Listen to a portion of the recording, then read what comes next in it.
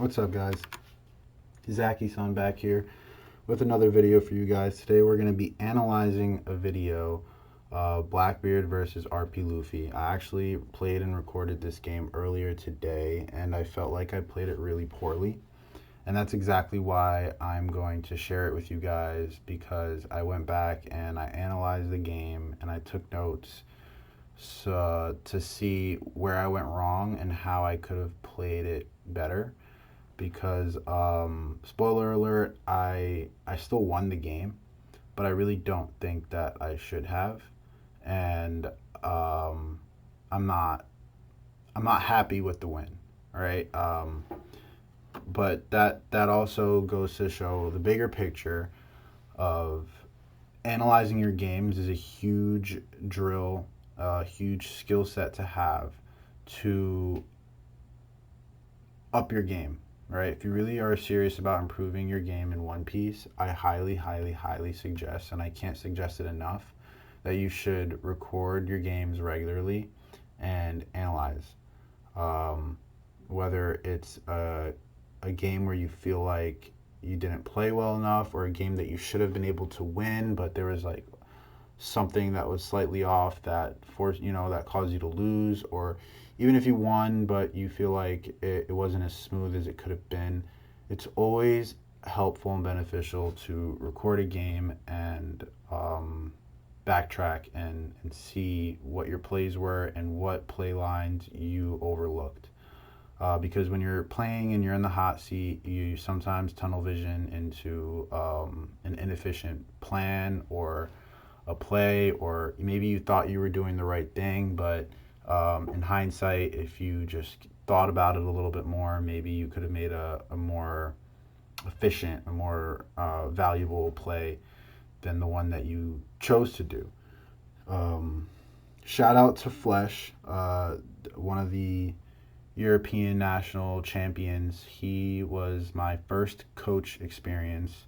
He coached me in OP07 when I was playing Black Yellow Luffy, and he helped me improve my game significantly through teaching me this process of analyzing your game and backtracking to see how like a mistake in turn one, which I will showcase in this game today, can really just screw up the entire game for you.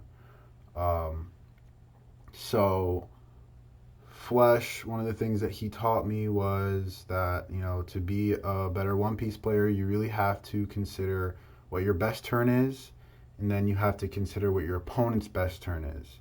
And then after that, you have to consider what your next turn is. So you're constantly thinking over three turns.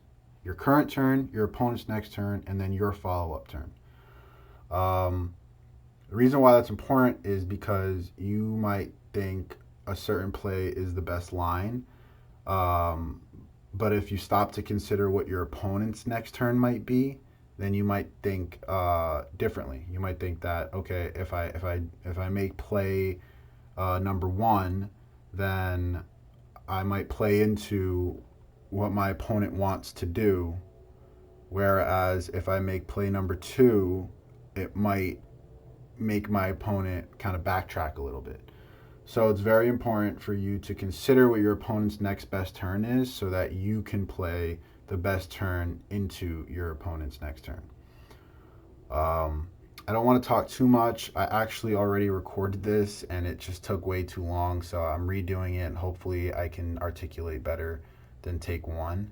So let's get right into it. Yeah. So I didn't need to like just pitch cards, randomly just to search with stage, when I wouldn't even have known what I would have wanted to grab with stage, right? So Red Purple Luffy is a deck. He's going first, so that means he's going to play Zoro on 3, and in the turn after that, even if I KO Zoro, he'll still have Bankley. So I'm going to want a leader ability probably into his 5-down turn.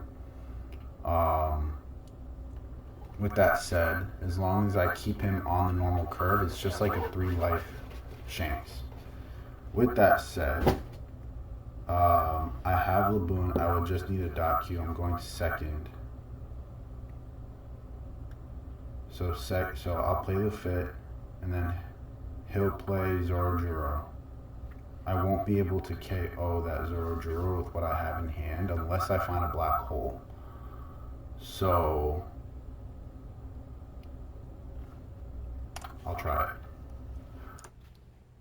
Mistake number one, keeping this hand was borderline greedy in my opinion, because now I'm begging for top decking .Q right now on my first turn, or searching with a fit for a black hole. Without either one of those situations, I can't get rid of that Zoro on curve. I really want to get that black hole though. There's not, I have .Q and stronger, and that's not going to be what I want to do, but I'll do what I. So you notice that I top decked the .Q and I totally was oblivious to that, which is the mistake that breaks this game for me. All I needed to do, bro, was play .Q. That's it. I don't know why I searched the fit. I was searching the fit to find a black hole, but I literally drew my answer, and I guess it was this whole new thing of talking into the mic while I'm playing that kind of just threw me off. I wasn't really focused.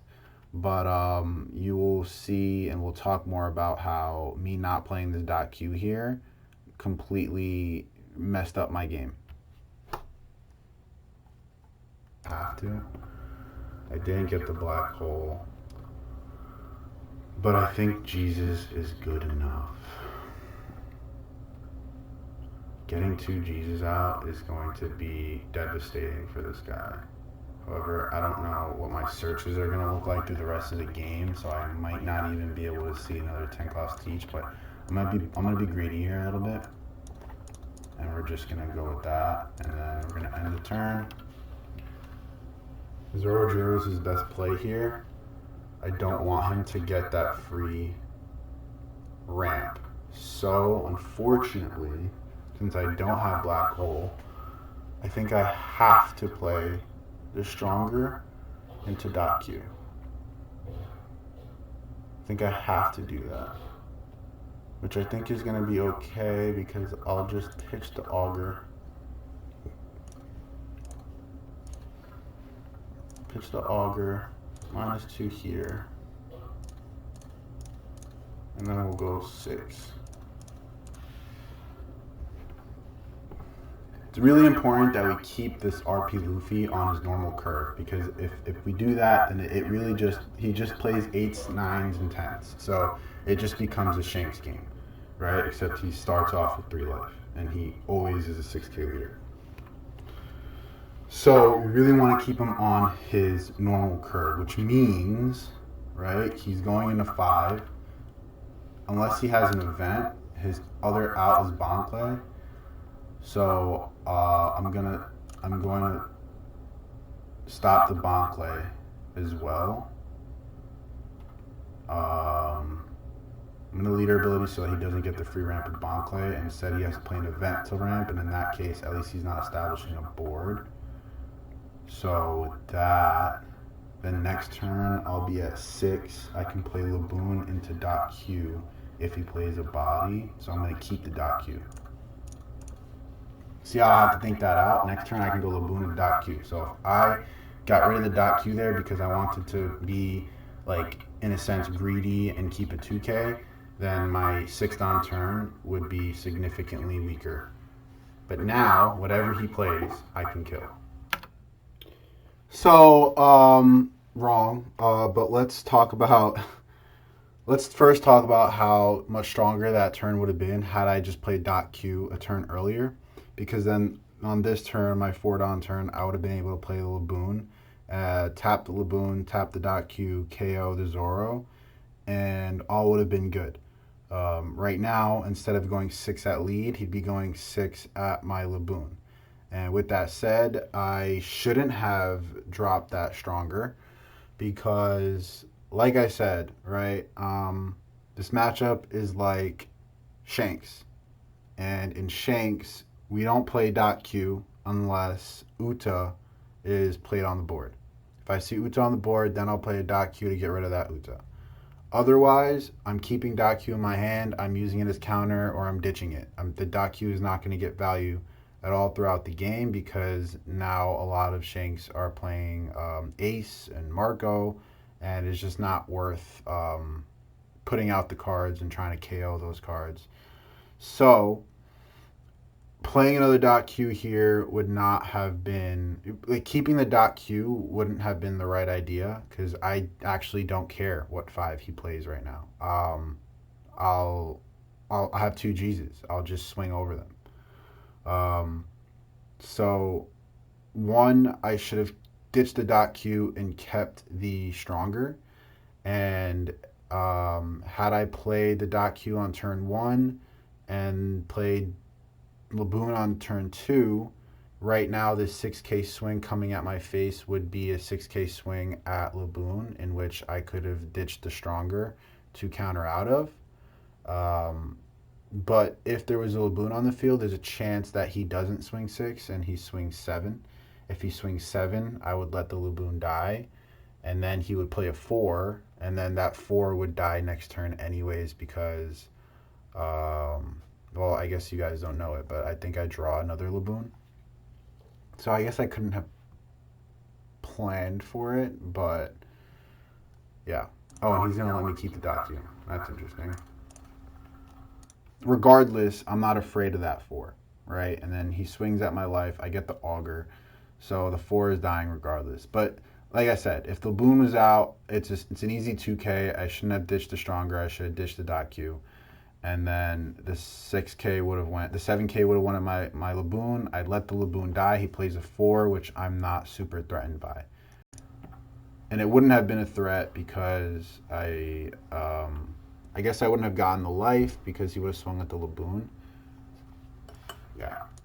But I top deck a Laboon. So regardless, if he had swung 7 at my Laboon, played a 4, then I would have just played a Laboon to rest the rest of Laboon, rest of dot Q, and KO his 4, and then I would swing 7 at lead. So here we're just gonna punish him for not killing my dot Q. Now he's going to be forced to respect this. And then next turn I'm gonna be at 8. So at 8, I'm going to want to play Jesus. It's pretty bad that I don't have a 10 cost yet, but at 8, I'm going to want to play Jesus. I might want to play double Jesus. He's going to 7. He might play a 7 cost. I don't think I need to play the dot Q. I think I might just trash the dot Q. I'll just go 7. I'll be honest here, I don't know why I was overthinking that. Obviously, I ditched the dot Q. Like, that's what I'm trying to tell you. This wasn't a good game for me, guys. Must have been tired after a long day of studying, but I should have, it was a no-brainer, ditch the dot Q. Like I said, I should have ditched the dot Q a turn earlier and kept the stronger. I also don't think I want to play Augur. So, we'll just the Augur. Because if he just... And I continue to ditch the Augur. Besides that he's not going to overcommit to the Laboon, and he just wants a surefire dot Q kill, then I have a dot Q to go with the Laboon. But realistically,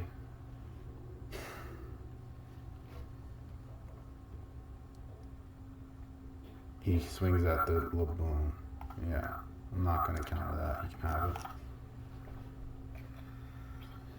So I do want to pause for a second here, and I want to highlight that these mistakes that I'm making are mistakes that I was making like a month or so ago while I was still learning Blackbeard. I was like, this game I was heavily prioritizing KOing, and that's really not how you want to play Blackbeard.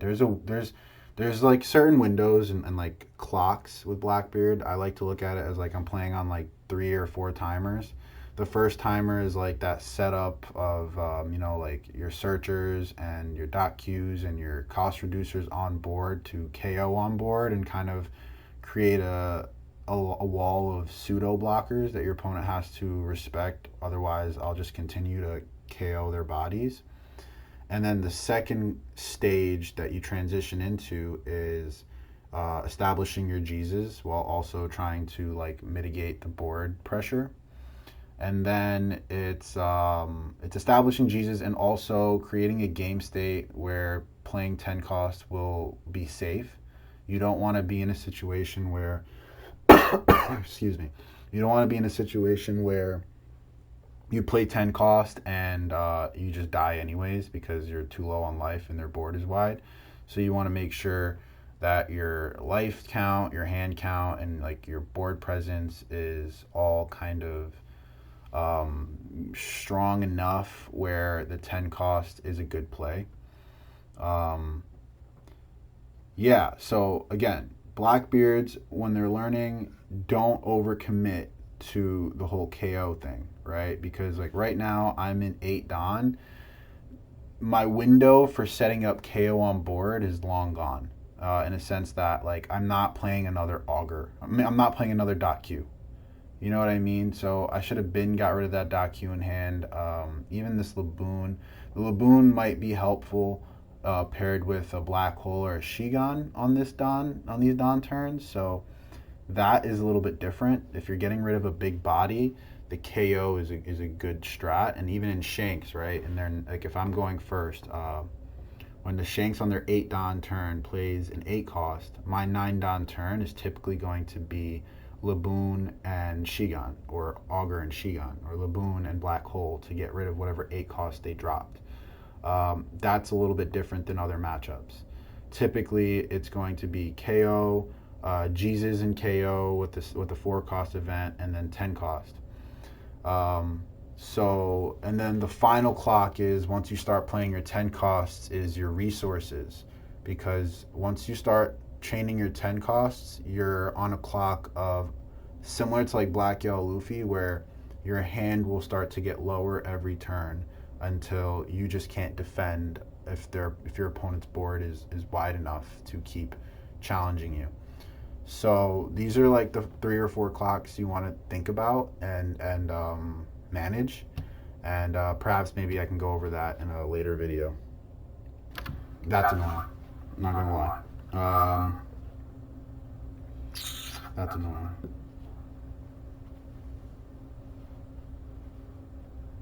Do I play 1 Jesus and swing 9? Or do I just play 2 Jesus? Or do I play Jesus and Laboon? I don't think that's worthwhile. I think I just play 2 Jesus here. Damn, the Jesus are not high enough though. They are not high enough.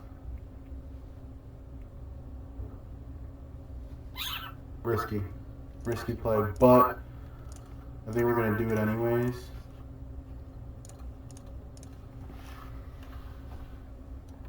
So, in my opinion, this was a little bit agreed on my end. I'm gonna go back a little bit just so you can visualize my hand, but right now, as you can see, I have 2 cards left in hand, right? What I could have done instead was I could have played the Laboon, -4 to the kid. I could have played the Stronger, ditched the Dot Q, draw a card. So at that point, the kid is a 1 cost, and I have 2 Jesus +1 in hand. And then I tap the Dot Q, KO the Jesus, and then I leader ability by ditching whatever it is I drew off the Stronger. In that situation, I have a Dot Q and arrested Dot Q and arrested Laboon on the field. And I still have 2 cards in hand, and they're both Jesus. Also in that situation, I would have had 3 extra Dawn to swing 8 at lead, which would have been good because he only has 5 cards in hand. So it's either he drops 2 cards to go to 3 or he takes the life. Odds are he takes the life in this situation, which would have been good for me, getting that closer to that lethal game state. But also, you know, there's a chance that Stronger draws into a 1 cost stage or search, which would have been good, or maybe even a Lafitte. just to find the 10 cost. If it was a Lafitte, it would be, I would be able to swing 6 and establish another kind of pseudo blocker that he's going to want to answer, but I'll also be able to search 5 cards, try to get a 10 cost. Stage would have been nice, but I'd probably be hesitant to actually use it because I don't want to get rid of a Jesus. 1 cost would have been cool too. So that's another thing to consider here. I would have had 3 Don to play with. That would have been great. And the 7 cost would be gone. So I would have arrested Laboon that he would have had to answer. So my life would have stayed healthy. His board would have been clear. He would have had to swing at the Laboon. I'd let it die. And, you know, he would play whatever he plays, and I'd be in a pretty decent spot. Risky play, but I think we're going to do it anyways.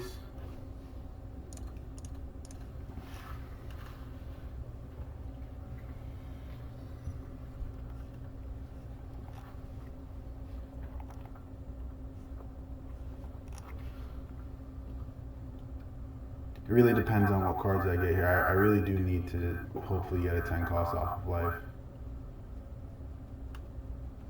It'd be really interesting if he doesn't swing at me, but I think that's a mistake. Like, he would have to swing at me here. The problem is that, like, if he has a Shanks, for example, right now, he could very easily get me down to 1 life. I'll probably have to, no, yeah, he can easily get me down to 1 life. That's another thing to consider. Because I didn't get rid of that 7 cost kid, as I said in the video, he can easily get me down to 1 life. I mean, if he plays Shanks, then he'll go 6 with lead. No, because he has the 7 cost kid effect. So he'll go 7, 8, 12. I'm not going to counter any of them. So I would be at 1 life with 5 cards in hand, but I would have to be staring down the barrel of a 7 cost kid, a Shanks, and a Luffy. If he plays Dragon, it's probably going to be the same outcome. Either he uses the 2 Don, the 2 extra Don to keep up for a Gum Gum Giant, or he goes even taller, and it just gets me to that same situation. So yeah, I really should have gotten rid of this kid. Not getting rid of this kid just kind of made me way too vulnerable, but I just kind of lucked out here with what he ends up doing.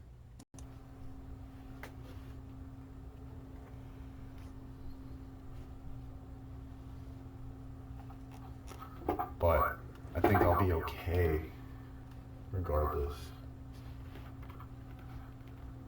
I would say that this mistake is a crucial mistake that I didn't get rid of that 7 cost kid.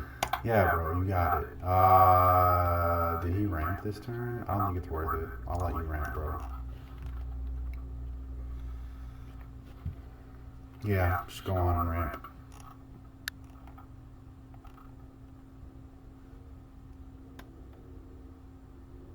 Oh.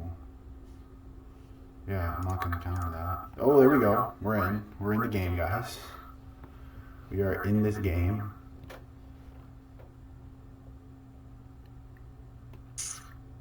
So what if I Laboon and Black Hole? No, right? That doesn't make sense. Before this turn plays out, I want to stay on that train of thought of had I played Laboon and Stronger last turn to get rid of the 7 cost kid, he would have only had 1 swing that would have went at my Laboon, and then he would have still played this Sanji. Then I would have been at 4 life still, and I would have had what in hand? I would have had 2 Jesus plus this top deck Jesus, so I'd have 3 Jesus in hand. In that situation, it still would have been strong for me to then play 2 Jesus and swing 7, right? And then I would ditch, I would have 1 card left in hand. So then I would have to ditch a Jesus to go to 0 in hand, but let me think about that real quick. Going 0 in hand with 4 life, I don't think is that big of a deal. But there is a world where maybe I just play 1 Jesus and go 11 at lead just to either get this blocker or to get that life or to ask for that Gum Gum Giant, which again, I still don't think he actually would use the Gum Gum Giant here. Well, actually, yeah, he's a 7k leader, so 11 at 7 would just be Gum Gum Giant and 1. So he would go down to 4 in hand, still have 2 life. So there's a chance that he does Gum Gum Giant here and not give me the blocker. And then I can ditch a Jesus and still have 1 Jesus in hand. So, like, that's where, like, the game would branch off, right? And again, this is why analyzing is really important. There's a chance that I play 1 Jesus and I go 11 at life, or I decide to just go 7 at lead and play 2 Jesus. But since I'm at 4 life, it's kind of okay that I go to 0 in hand, but I would have had to consider that in that situation. I don't want to go too far off into that branch of where the game could have went. I just did want to kind of try to paint that picture of what this turn would have looked like had I gotten rid of this 7-cost kid. The boom stronger Jesus makes even less sense. I'm okay with this amount of Jesus in hand. I think that it's ballsy, but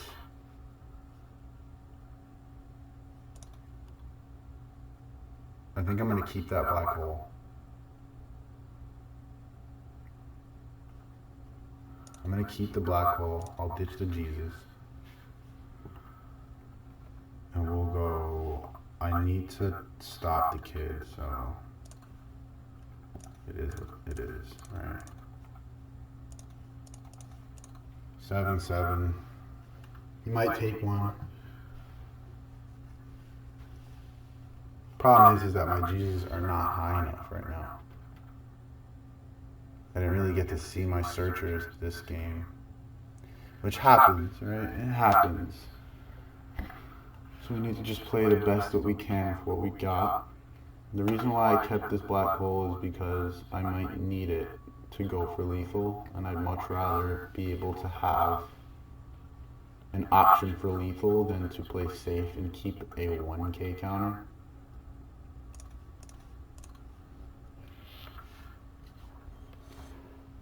There's no way he doesn't counter this, yeah.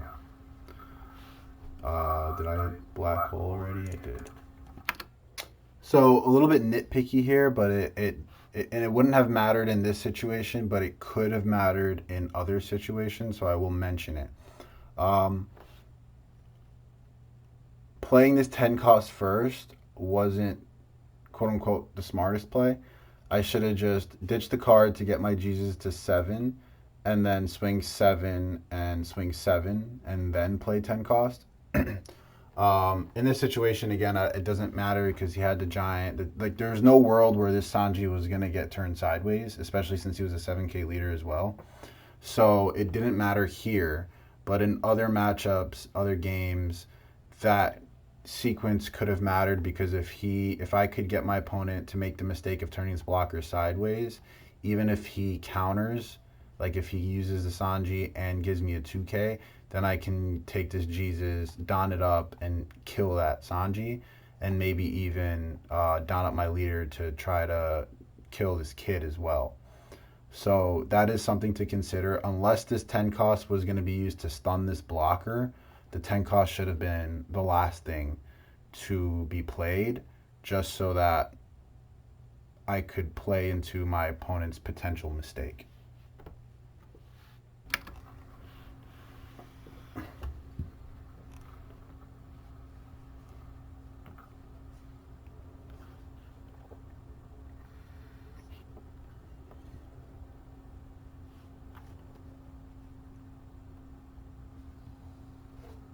Yeah, if he plays Shanks right now, he can go 6-6 into my Jesus, and that would be really, really frustrating. Let's see what he's got.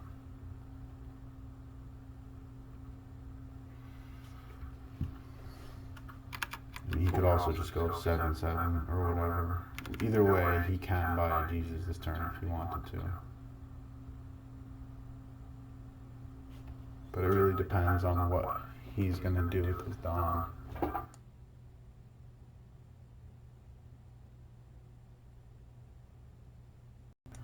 I'm getting excited. 10 at 7. 1, 2. So that's going to be an 11. 2, 3. If he wants to keep 2 up, maybe it'll only be a 9. Maybe he just plays a blocker. I'll just block.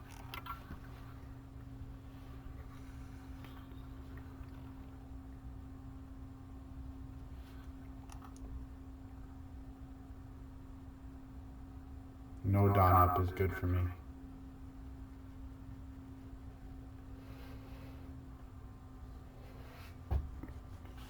I can only get him up to 9, 10. Yeah, I know that's dead. But we knew that that was going to happen this turn anyways. Oh, he still has a Don up. Okay. So I said that I was getting excited because once he started putting Don on the Sanji, I was like, all right, bet. He's not playing another big body. He's not playing a Shanks or anything. So, all right. So I don't have what it takes to lethal this turn. I don't have what it takes to lethal this turn. I want you guys to pay attention to this situation because this is a crucial turn that I definitely feel like I could have played much better. And this is another one of those turns where I'm thankful that I went back and rewatched this game because being in this situation of analyzing this type of game state and how to play around your opponent, I feel, you know, like if you just play a game and go next, then these opportunities to learn and improve, they come and then they go because you have to go into your next game and you don't really sit on it and think about it. But going back and watching this game, this is another turn that I feel like I played really poorly. So watch, make your own opinion, and then we'll talk about it after. I could KO the kid.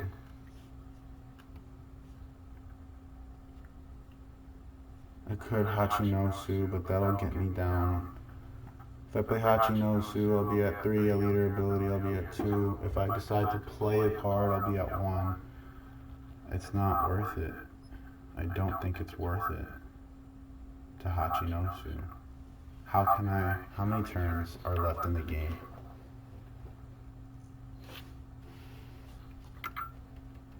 I don't think it's worth swinging with this Teach right now. I think it's just a matter of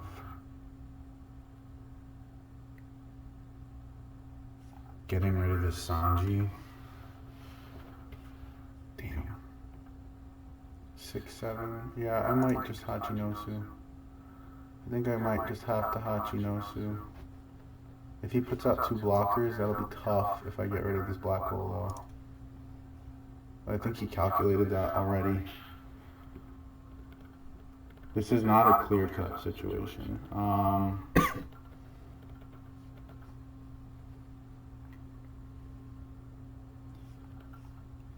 2, 3, 4. If I want to swing 10 at this, it's just 3 here. 12. What can I draw that'll make this game better for me?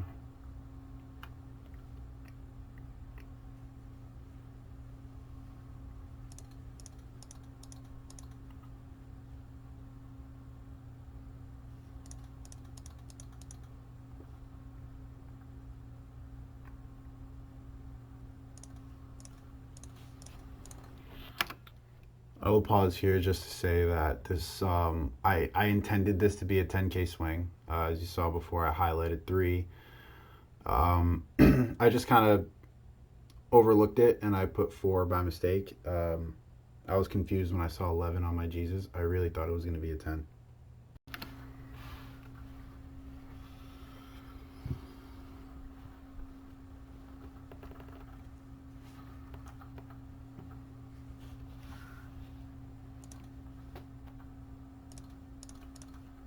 We're going to drop.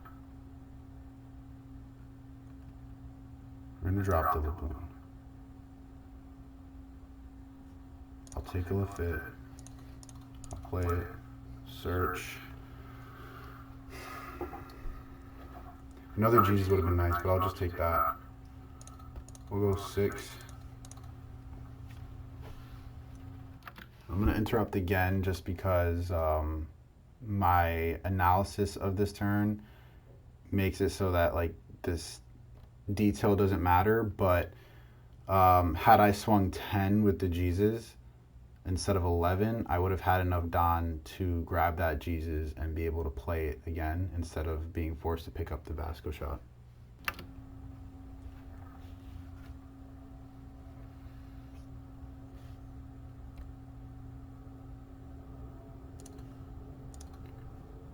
I'm not 100% sure on any of this, guys.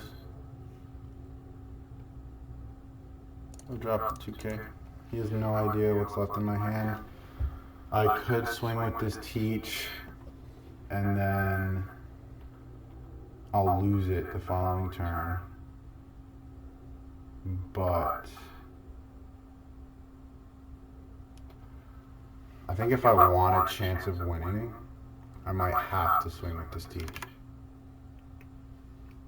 He'll only be able to get rid of one of them, but then at least I'll have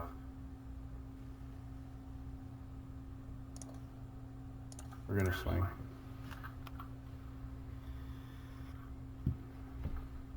Yep, we're gonna swing. All right, so this turn was poorly executed. All right, let's take it back. Where are we at? We're at 31-36 right now. So this is what his board looked like here. What I should have done was I should have put 1 Don on my Jesus and swing 8 at that Sanji. What that would have done would either would have used the Gum Gum Giant, and if he did, I'm okay with that because it just burns the Gum Gum Giant out of his hand and we move on. Or he would have dropped 2 cards to protect it, and that would have been even better for me because that would have told me that he doesn't have a Gum Gum Giant. Well, potentially doesn't have a Gum Gum Giant. And also would have brought him from 5 cards in hand to 3 cards in hand. And also, reason why I should have swung 8 was then I could have put another Don on my leader to follow up with 6 if he did protect it. Now, none of this matters if that 8 connects and he doesn't counter it and it just dies, then even better for me, and then I can make an even stronger turn. But I did overcommit by putting 4 Don on my Jesus. It should have been 3. Even if I put 3, that would have been too much in my opinion, because he could have countered it. And if he did counter it, then I would have been in a sticky position where I would have had to use, more Don on my leader to make sure it dies and like have less Don to kind of continue with my turn and do more. So here again, I definitely should have swung 8 with Jesus, and then if he counters it, swing 6 again with leader, because at that point I'm bleeding his resources even if this doesn't die. And then I would have had the Don to and then I would have had the Don. I would have had 8 Don left, and I could have played Laboon and Black Hole to get rid of the kid. So in that situation, if he overcommits to protecting the Sanji, then the Sanji stays on the field, but the kid definitely gets KO'd. And if I do end up buying the Sanji with these 2 swings, then I leave, the Sanji's gone through battle, and the 7 cost kid is KO'd with Laboon and Black Hole. In that situation, I have a Jesus, I have a 10 cost Teach, and I have a arrested Laboon on the field. And at that situation, I also probably don't even need to swing with the 10 cost Teach like I did, because I would just, my board would be just so far ahead of his. So I also want to preface that, or add on to that, this 7 cost kid should have been KO'd turns ago, right? I don't remember at this point if it was last turn or 2 turns ago, but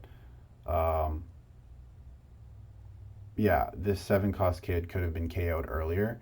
So it's just the fact that I didn't KO it earlier makes me in a situation where I would have had to go so low in hand. I would have had to play Laboon and Black Hole, and then I would have had to pitch Hachinosu, leaving me with just a 2K on the in my hand. But also, to add on to that, what makes it even more important that I take this route instead of what I ended up doing in the video is that even if the Sanji stays on the field, I would have arrested Laboon and arrested Jesus on the field and a 2K in hand.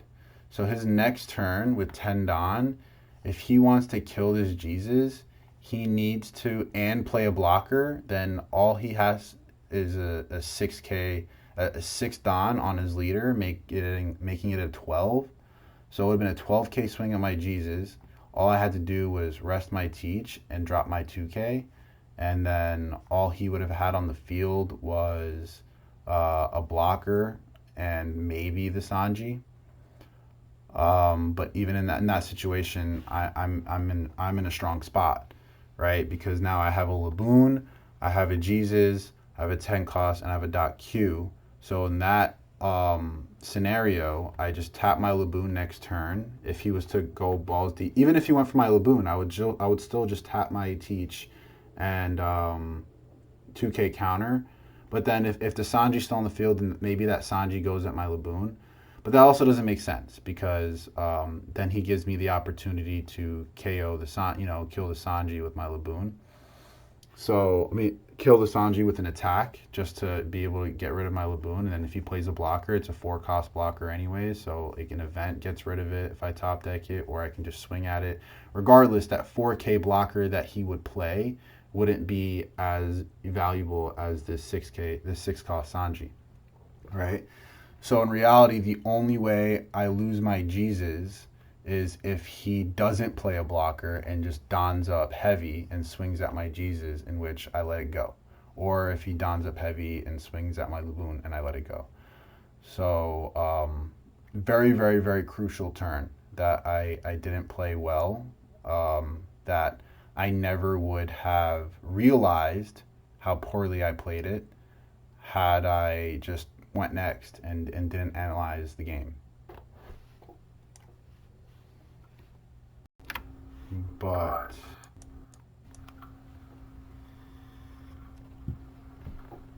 yep, we're gonna swing. Sometimes you gotta be ballsy, guys. I'm gonna be honest with you, I can't tell you that I played this game exactly how I should have. I will also say that I don't think that it was the wrong play to keep this black hole in hand. Even with how I ended up playing it, I stand by the decision to hold this black hole because I really need to end the game soon, right? I have no cards in hand now, so all he needs to do is play 2 cards, and then if I can't kill him, he will kill me. I'm probably gonna take time to rewatch this video myself and figure out what I could have done better.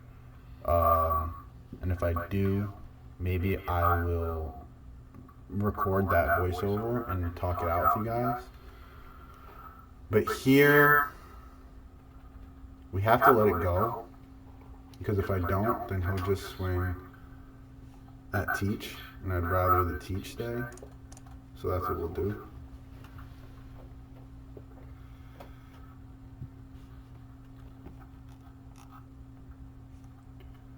I just need to make sure he does. If he plays 2 blockers, I'm going to be in a tough spot.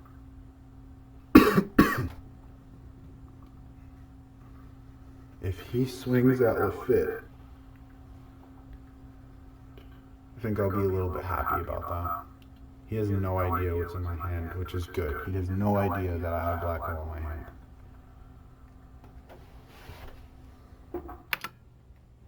I said it like it was so grandiose. I'm just coping at that point.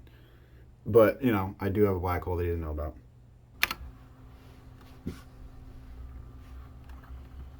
I will say I don't think that me keeping the black hole was a mistake. I think this was necessary because I was afraid of being in a position like this where if he was to just block her up right now, I wouldn't have a chance. He's a 7, so an 11k swing might actually not be enough in this situation.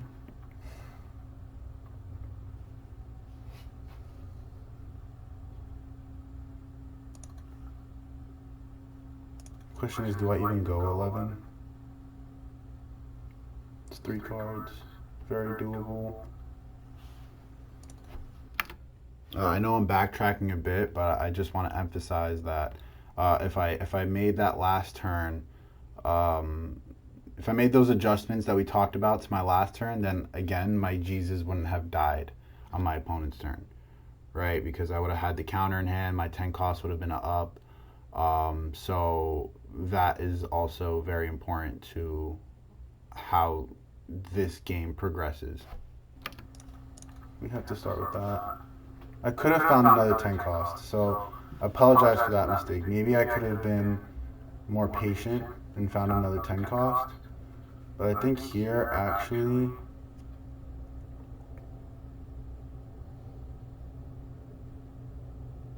because if I go 11, 12, how do I lose this game?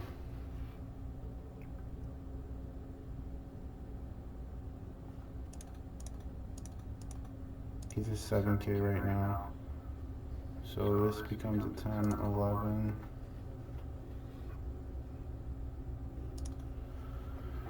I think I just have to go for it.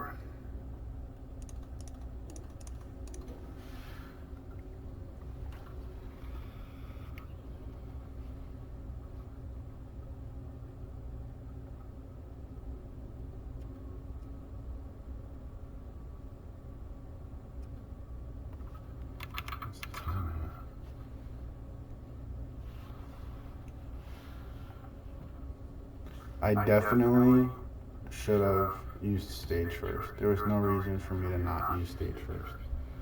Try to find another 10 cost and then I would have been okay. But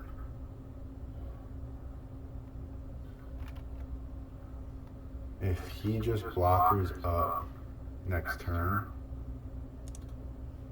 I'm in deep shit if this doesn't kill.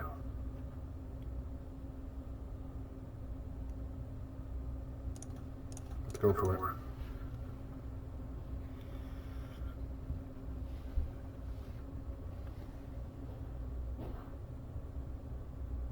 Okay. It is what it is. I would use this, but I actually don't know if it's the right call. If he has a shanks, I'm dead. I'm dead in the water if he has a shanks.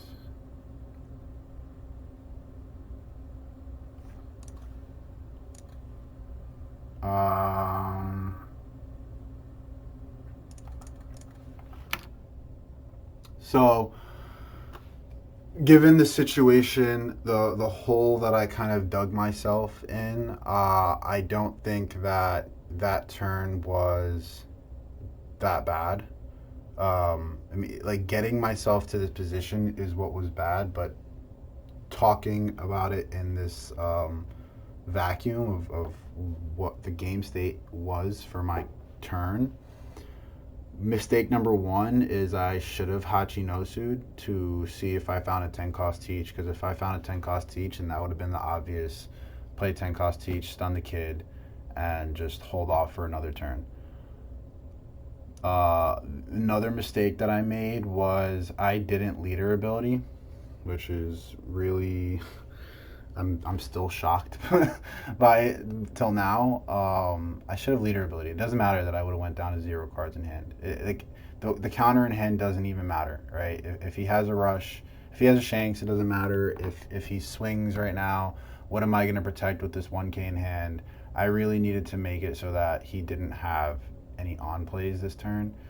So that's another big mistake that I made. I should have leader ability. He has Sanji at his disposal. He has 9-cost Luffy. He has, what else? He could have played another 7-cost kid to make his leader an 8K. You know, or any of those value blockers that lets him draw cards. I really should have leader ability here. Like, please, bro, just leader ability next time. What more I can say is that, again, I would be in such a stronger position had I still had that Jesus that died the turn prior. All right, so now we're exiting the vacuum and we're going back to that other branch of how this game could have progressed. One, right, the kid should have been gone twice now, right? There are 2 turns where I had the opportunity to get rid of that kid that I didn't take that opportunity. So that kid shouldn't be there. 2, my Jesus should still be on the field. So if we're considering it all together, that 7-cost kid shouldn't be there. I should have still had a Jesus. And if I had a Jesus here, I guess I would have won, right? So things to consider. And again, things that I wouldn't have considered had I just gone next and not took the time to review this game and analyze and critique my own mistakes. Let's see what he's got.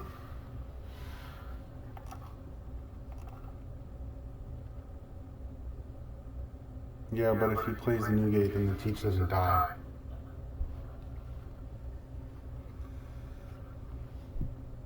Although there's a lot of rushers, I should have dropped this card, guys. I should have dropped. There's the 9-cost Luffy, there's the...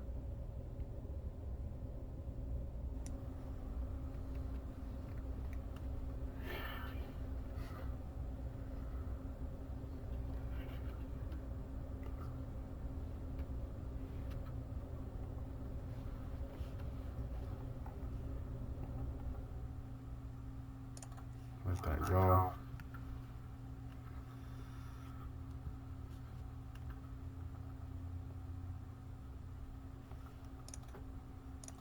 Use trigger. So I wouldn't have found a 10-cost anyways, which is good.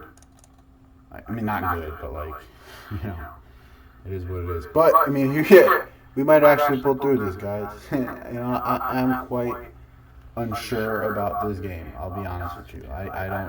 I don't feel like I played it strongly, right? But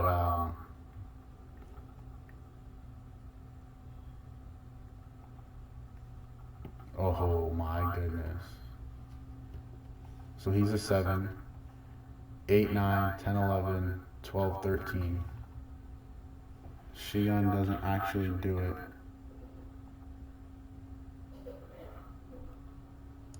I think this is where I found another 10 cost. No. So I'll just grab a 2K. Like, what was I even thinking there? If I found a 10 cost, was I gonna play it? You know, no, probably not. Well, I guess if I found a 10 cost, I could have stunned the kid, and I mean, I wouldn't have been able to swing with anything on the field, and he would have 2 swings, so I would block 1, I would take 1, but regardless of the fact, right? The game comes to a close here. I Shigan the Frankie, and then I have 6 down left to throw on my leader and swing 11 at 7 and hope it connects, right? So that basically loses to 5K counter in hand. So he needs to have 2 2s and a 1. And what I do in the video, let me mute myself in the video. What I do in the video is I check his trash, which is what you should do on these lethal turns where you're not 100% sure that you have lethal, but you kind of need to go for it. I mean, like, there was really no other play I could have made, to be honest. So checking the trash right now didn't matter. I had to go for it regardless. But I checked the trash to see how many 2Ks were in there. He had 4.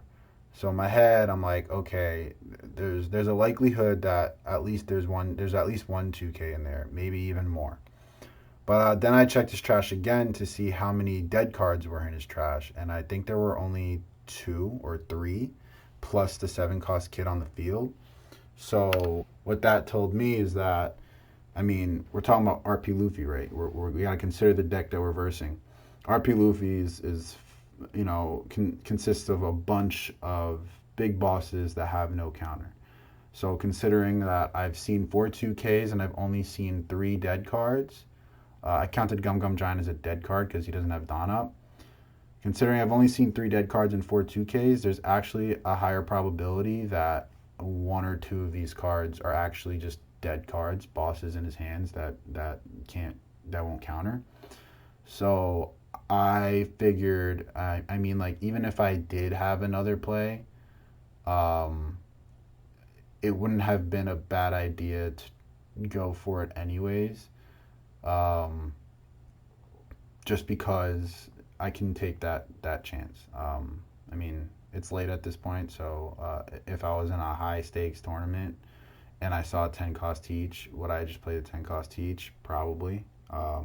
I could probably sit here and figure out definitively whether I would have made this 11K swing or played a 10 cost teach. But regardless, I figured that he didn't have the counter in hand. And lo and behold, he had a 2, a 1, and a 9 mom.